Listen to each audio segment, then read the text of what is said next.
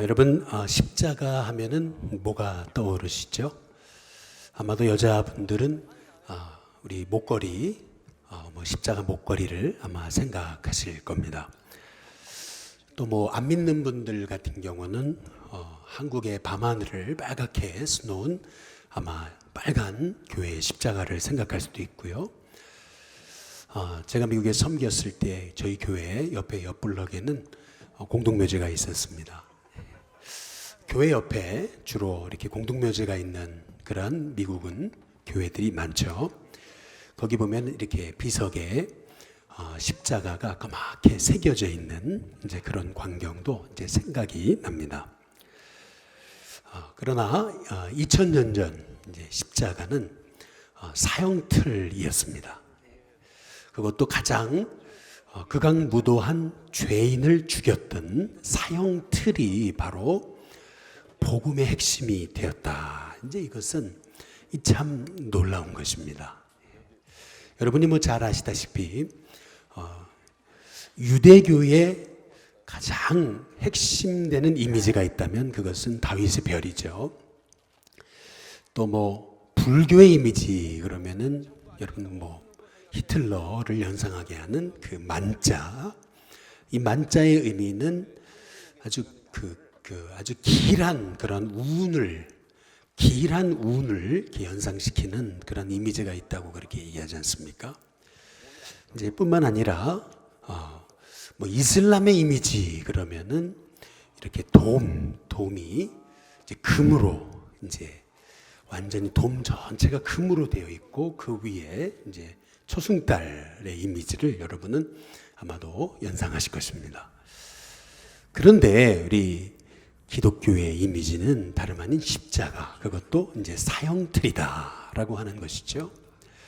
사람들은 이제 복음에 대해서, 기독교에 대해서 모르는 분들은 이제 물을 수밖에 없는 겁니다. 왜? 사형틀이 기독교의 핵심 이미지가 됐습니까? 이제 물어보는 거죠. 우리는 이제 대답할 수 있어야 됩니다. 십자가가 의미하는 것이 뭔지, 또 십자가를 통해서 우리가 알게 되는 것이 뭔지, 우리는 십자가를 통해서 지옥이 있다는 것을 우리는 알아야 됩니다. 십자가를 통해서 우리는 지옥을 볼 수 있어야 되는 거예요.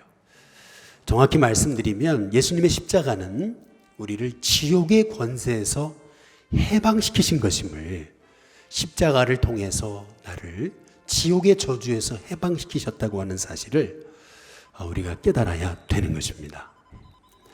많은 분들이 이제 지옥에 대해서 그냥 피상적으로 이렇게 생각을 하세요. 그러나 여러분, 지옥이 없었더라면 예수님이 십자가에 죽으실 필요가 없어요. 왜냐하면 천국만 있었다면은 그냥 예수님 이 땅에 오셔가지고 사람들에게 다 병 고쳐 주시고, 그리고 나서 이제 좋은 말씀 하신 다음에 다 나를 따라라 해가지고 천국으로 데려가시면 되는 거예요. 뭐 굳이 기독교가 십자가가 필요가 없는 거예요. 지옥이 없다면. 사실은 불교는 또 사실은요, 유대교는요, 이 지옥에 대해서 그렇게 심각하게 이렇게 생각을 못 하는 거예요. 그래서 그들에게는 어찌 보면은 이 십자가가 얼마나 이제 축복인지, 이제 사람들이 십자가를 바라보면은 정말 내 이 사망의 권세에서, 내 죄로 인한 사망의 권세에서 나를 건져주신, 지옥의 권세에서 나를 건져주신 이 은혜가 이제 십자가를 보면서 이제 떠올라야 되는 거거든요. 우리 로마서 6장 한번 23절에 한번 보시면은 같이 한번 읽어보시죠. 함께 있습니다. 같이 있습니다. 시작. 죄의 삭은 사망이요 하나님의 은사는 그리스도 예수 우리 주 안에 있는 영생이니라. 여기 보면 죄의 싹, 죄의 결과는 사망이라고 이렇게 얘기하잖아요.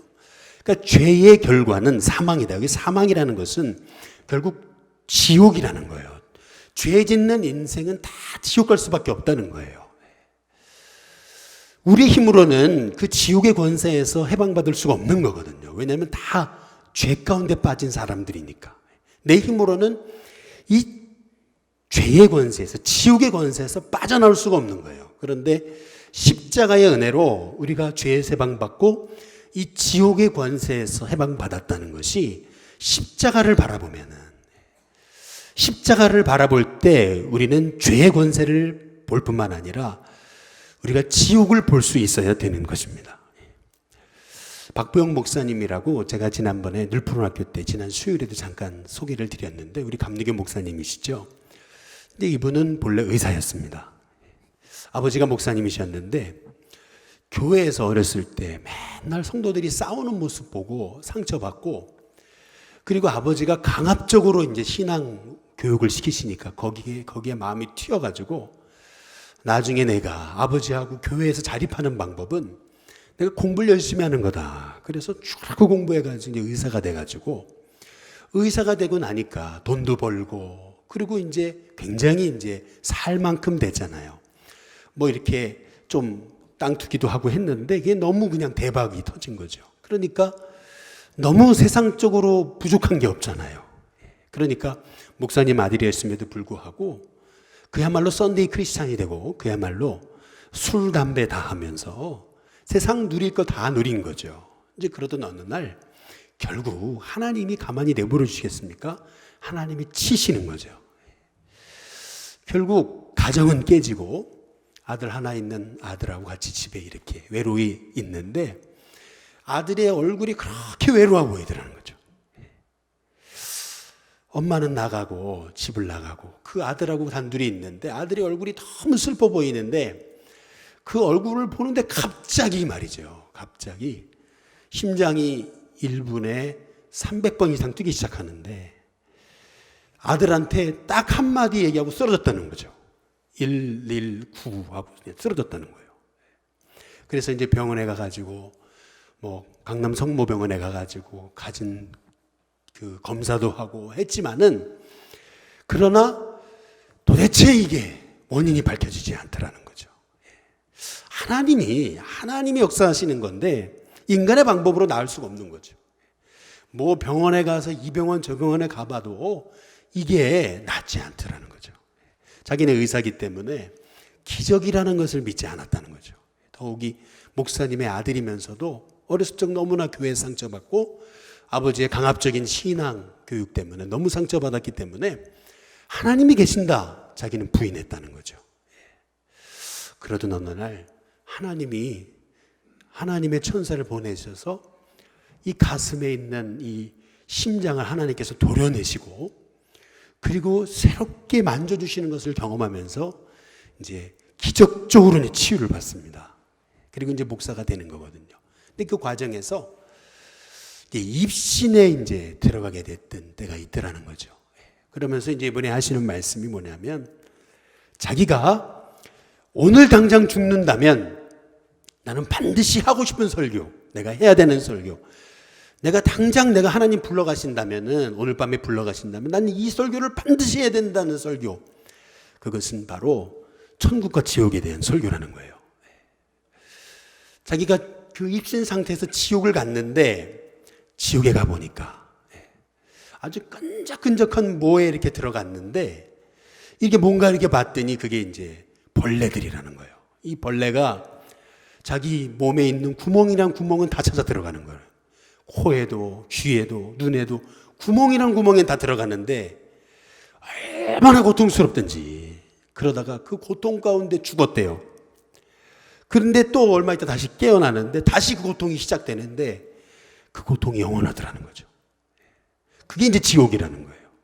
물론 이제 이러한 자기 개인적인 체험을 절대화할 수 없다고 얘기를 하시지만은, 그러나 분명한 것은 지옥은 실제라는 거죠. 지옥이 없다면 예수님이 십자가에 죽으실 필요가 없는 거예요. 그냥 착하게 살아라, 그냥 병 고쳐주시고, 그리고 그냥 좋은 얘기 하시다가 그냥 천국 보내시면 되는 거예요. 그러나 죄의 싹은 사망이기 때문에 죄 가운데 있는 영혼은 다 지옥의 권세에서 해방받을 수가 없기 때문에 우리 예수님께서 친히 십자가의 죽으심을 통해서 우리의 죄를 짊어지셨을 뿐만 아니라 그 죄의 결과인 바로 지옥의 권세, 지옥의 그 저주를 예수님이 다 짊어지신 거라는 거죠. 그래서 우리가 이번 사순절 기간에 마가복음을 묵상하고 이번 한 주간 동안에 우리가 새벽마다 마가복음에서 예수님의 고난과 십자가를 묵상하고 있잖아요.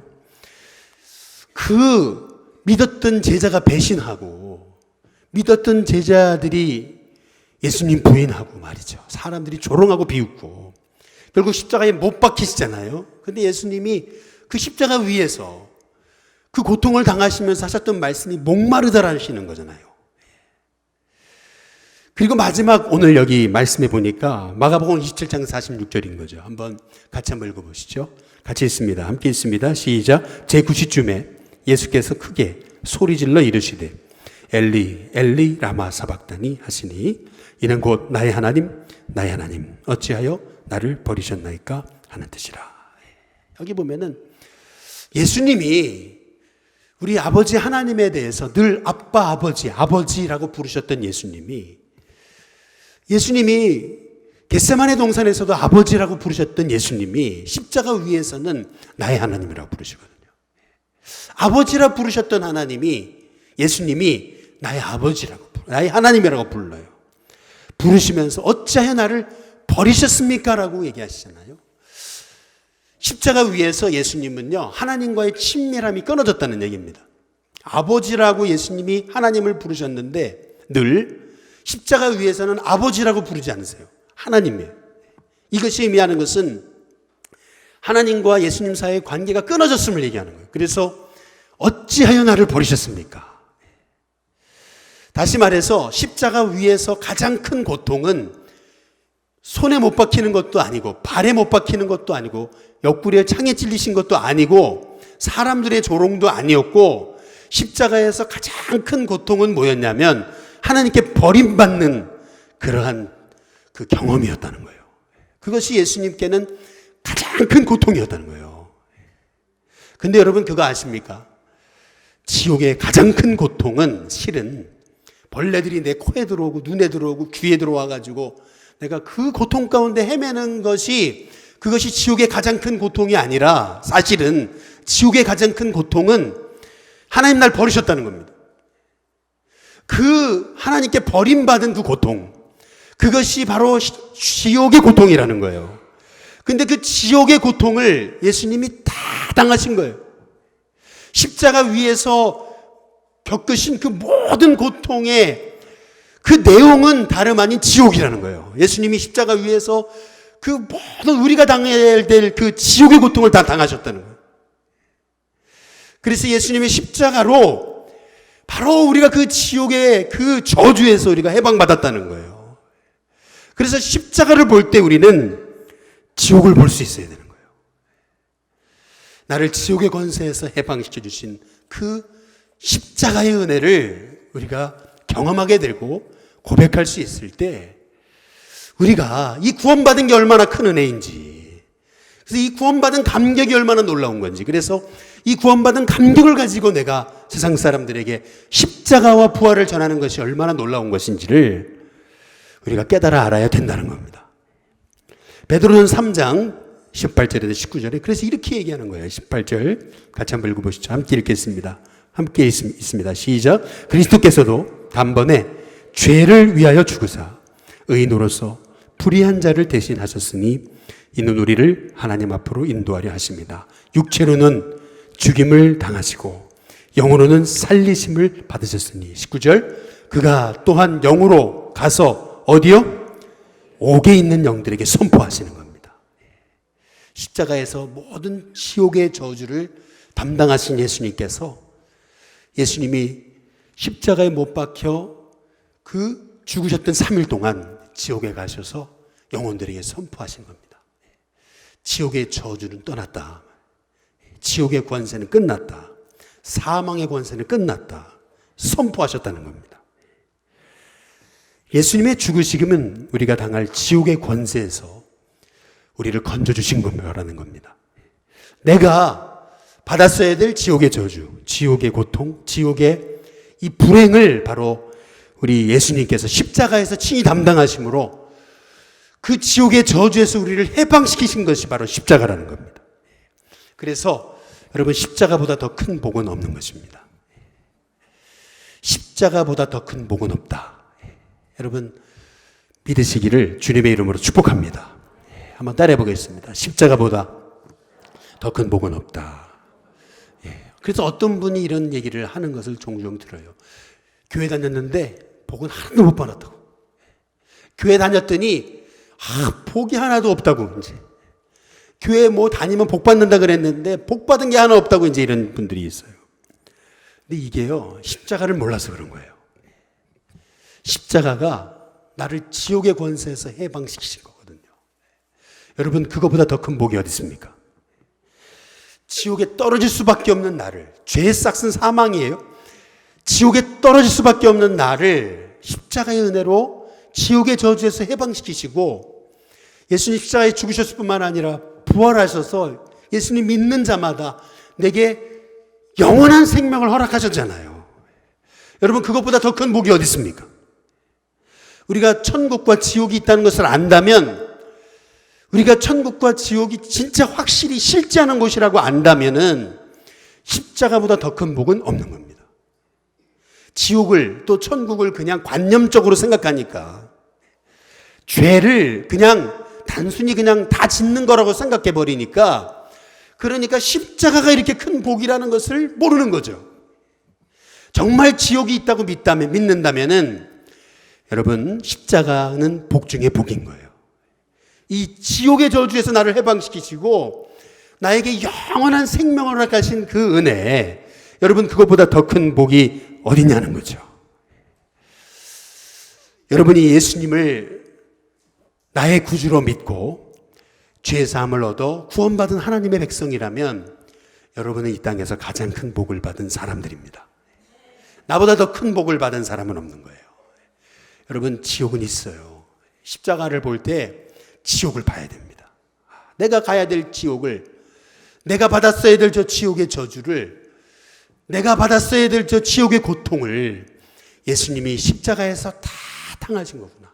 내가 받아야 될 지옥의 저주, 내가 받아야 될 지옥의 고통을 예수님이 십자가에서 다 당하신 거구나.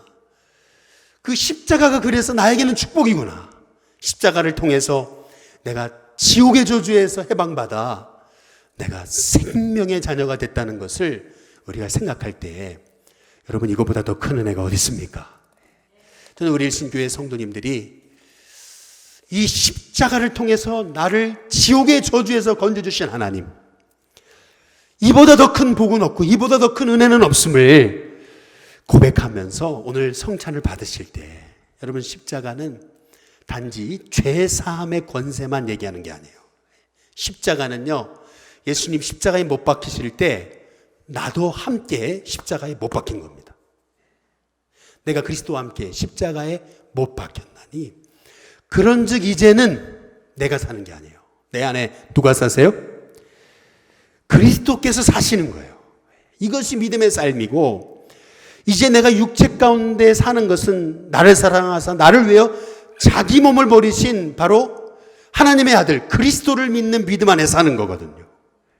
그래서 여러분, 십자가를 바라볼 때 내 죄를 용서하실 뿐만 아니라 나를 지옥의 저주에서 해방시키시고 나를 하나님의 자녀 삼으신 그 놀라우신 그 십자가의 은혜를 여러분이 기억한다면은, 예수님 십자가에 죽으실 때 여러분, 나도 죽은 겁니다. 내 자아도 죽어야 돼요. 그리고 내 안에 부활하신 주님이 살아계시는 겁니다. 그래서 성찬이 이게 엄청난 축복인 거예요. 예수님의 살을 받고 예수님의 피를 받는 거거든요. 그래서 예수님의 살과 피가 나에게 오시는 거예요. 그래서 그 부활의 주님이 나에게 오시는 거거든요. 그래서 그 부활의 주님이 나와 함께 하시는 거예요. 성찬은 그냥 주님의 빵과 피를, 포도주를 먹고 마시는 게 끝나는 게 아니에요. 부활의 주님이 내게 오시는 거예요. 부활의 주님이 내게 오시는 사건이에요. 나는 죽는 거예요. 그리고 부활의 주님이 내게 오셔서 내 인생을 살아가시는 것이 성찬입니다. 그래서 초대교회는 모일 때마다 성찬을 한 거예요. 모일 때마다 예수님의 십자가의 죽으심을 기억하고 나는 죽었습니다. 그리고 부활의 주님이 내게 오시는 거예요. 그래서 늘 부활의 주님을 고백하면서 이제는 부활의 주님이 나와 함께 하십니다. 부활의 주님이 내 속에서 역사하십니다. 그것을 성찬을 받으면서 그것을 계속 고백한 거예요. 그래서 고린도전서의 말씀에서도 이 성찬 제정사에 관한 말씀에서도 우리가 주님이 오실 때까지 바로 이 주님의 죽으심과 부활을 전하는 그것이 성찬의 의미라고 우리에게 말씀하고 계시는 겁니다. 그래서 여러분, 성찬이 이 얼마나 큰 축복인지 모르는 거예요. 성찬의 의미를 알지 못하고 그냥 교회에서 포도주 주고 떡 주니까 그냥 마시는 거로 생각한다면 여러분에게는 아무 능력이 없습니다. 그러나 성찬을 받을 때 주님이 내게 오신다. 이 죄악된 몸에 오신다. 죄악된 몸에 오시려면 나는 죽어야 된다. 나는 죽고 이제는 예수님이 내 안에 사셔야 된다. 그것이 내가 그리스도와 함께 십자가에 못 박혔나니 그런즉 이제 내가 사는 것이 아니고 내 안에 그리스도께서 사신다. 여러분, 이것이 고백되어지는 진정한 그리스도인의 삶입니다. 이것을 고백할 수 있을 때 그리스도인입니다. 예수님 십자가에 죽으실 때 나도 죽었습니다. 예수님이 지옥의 고통을 당하실 때 바로 내가 당했어야 될 고통을 예수님이 당하신 겁니다. 예수님이 십자가에서 고통당하실 때 내가 당했어야 될 죄의 저주를 당하신 겁니다. 예수님과 함께 난 죽었습니다. 그리고 이제 부활하신 주님이 내게 오셔서 내 안에 예수님이 사십니다. 나는 예수님의 사람입니다. 내 안에 예수님이 계십니다. 예수님이 말씀하십니다. 여러분, 그것을 고백하려면 사는 사람이 그리스도인입니다. 그렇게 될 때만이 여러분을 통해서 세상 사람들이 예수님을 봅니다. 내 안에 예수님이 살아계시니까 세상 사람들은 나를 통해 예수님을 볼 수밖에 없습니다. 내가 죽어야 됩니다. 내 자아가 죽어야 됩니다. 그리고 내 안에 예수님이 사셔야 됩니다. 그게 그리스도인이에요. 이 나는 죽고 예수님이 내 안에 부활하신 주님이 살아계심을 전하며 사는 그것이 바로 그리스도인의 변화된 삶이에요. 그것이 오늘 성금요일에 참여하는 우리 성도님들의 삶인 겁니다. 그냥 단지 예수님 십자가에 죽으셨으니까 안타까움에 눈물로 인해서 끝나는 게 아니에요. 그게 아니라 예수님이 십자가에 죽을 때 나도 죽었습니다. 예수님이 죄의 권세를 당하실 때에, 예수님이 지옥의 고통을 당하실 때에 바로 내가 당했어야 될 고통을 당하신 겁니다. 나는 이제 예수님과 함께 죽었습니다. 이제 내 안에 예수님이 사십니다. 부활의 주님이 내 안에 사십니다. 여러분, 그런 의미에서 여러분, 성찬은요, 초대교회는 죽을 각오를 하고 성찬을 받았습니다. 죽을 각오를 하고. 성찬을 받으면 핍박당하고 죽임당하고 고난당했습니다. 죽을 각오를 하고 성찬을 받은 거예요. 오늘 이 저녁에 이 성금요일, 여러분, 나는 이제 죽었습니다. 나는 장례식 치렀습니다. 그러나 주님 부활하신 것처럼 이제 내 안에 주님이 사십니다. 고백하면서 성찬을 받게 되시기를 주님의 이름으로 축복합니다.